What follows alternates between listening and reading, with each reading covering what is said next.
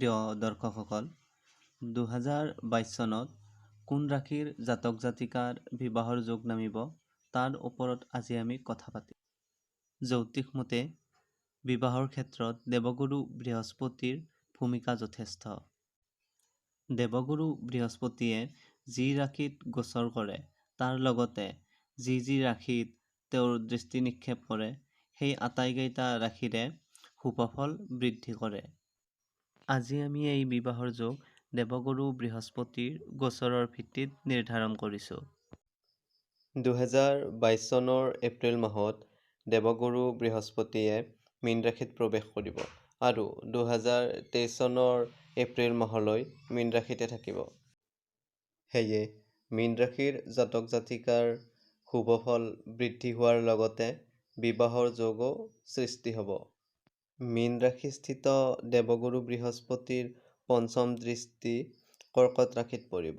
সেয়ে কৰ্কট ৰাশিৰ শুভফল বৃদ্ধি হোৱাৰ লগতে বিবাহৰ যোগো নামিব।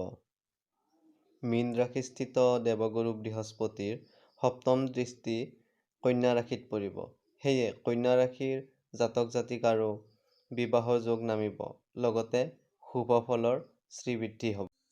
দেৱগুৰু বৃহস্পতিৰ নৱম দৃষ্টি বৃশ্চিক ৰাশিত পৰিব। সেয়ে বৃশ্চিক ৰাশিৰ জাতক জাতিকাৰো বিবাহৰ যোগ নামিব। আমাৰ কুষ্টি বা কুণ্ডলীৰ বিবাহৰ কাৰক ঘৰ হ'ল সপ্তম ঘৰ। দেৱগুৰু বৃহস্পতিৰ পঞ্চম দৃষ্টি কৰ্কট ৰাশিত পৰিব আৰু কৰ্কট ৰাশিৰ পৰা সপ্তম স্থানত আছে মকৰ ৰাশি। সেয়ে মকৰ ৰাশিৰ জাতক জাতিকাৰো বিবাহৰ যোগ নামিব। দেৱগুৰু বৃহস্পতিৰ নৱম দৃষ্টি পৰিব বৃশ্চিক ৰাশিত আৰু বৃশ্চিক ৰাশিৰ সপ্তম স্থানত আছে বৃষ ৰাশি। সেয়ে বৃষ ৰাশিৰ জাতক জাতিকাৰো বিবাহৰ যোগ নামিব। আমাৰ চেনেলৰ ভিডিঅ'সমূহ পাই থাকিবলৈ চেনেলটো ছাবস্ক্ৰাইব কৰক। লগতে লাইক আৰু শ্বেয়াৰ কৰিব নাপাহৰিব। ধন্যবাদ।